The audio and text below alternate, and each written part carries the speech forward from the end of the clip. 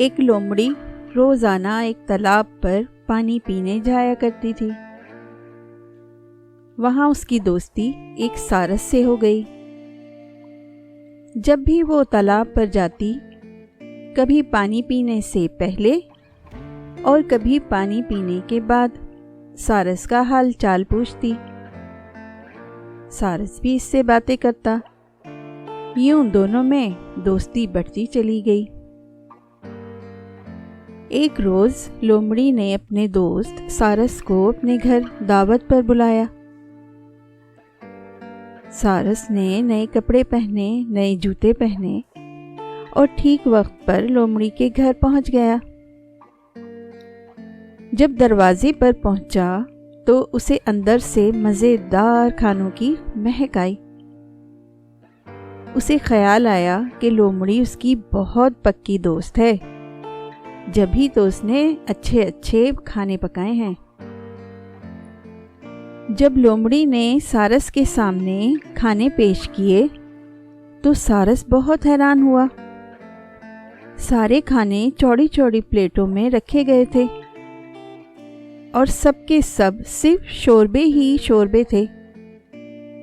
بیچارہ سارس اپنی چونچ سے کچھ بھی نہیں کھا سکا اور لومڑی تو مزے مزے سے چاٹ چاٹ کر سارا شوربہ ختم کر گئی۔ سارس نے سمجھ لیا کہ لومڑی نے دوستی کر کے اس سے مذاق کیا ہے۔ سارس نے چلتے وقت لومڑی کو اپنے گھر آنے کی دعوت دی۔ لومڑی نے انکار کیا، مگر سارس نے زیادہ ضد کی تو اس نے مان لیا۔ لومڑی سوچ رہی تھی کہ سارس اس کے ساتھ چالاکی نہیں کر سکے گا۔ سارس نے لومڑی کے سامنے طرح طرح کی نعمتیں رکھ دیں، مگر سارس نے سب چیزیں سراہی دار برتنوں میں رکھی تھیں، جن میں سارس کی چونچ تو بآسانی جا سکتی تھی، مگر لومڑی کا منہ اس میں نہیں جا سکتا تھا۔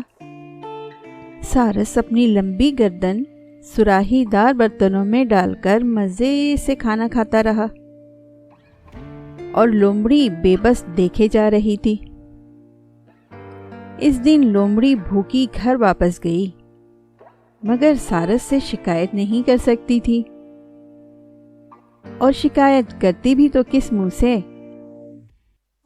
سچ ہے، جیسا کرو گے ویسا بھرو گے۔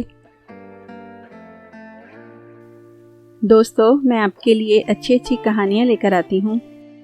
آپ میرے چینل کو سبسکرائب کریں، بیل کے آئیکن کو دبائیں اور کمنٹس کرنا نہ بھولیں۔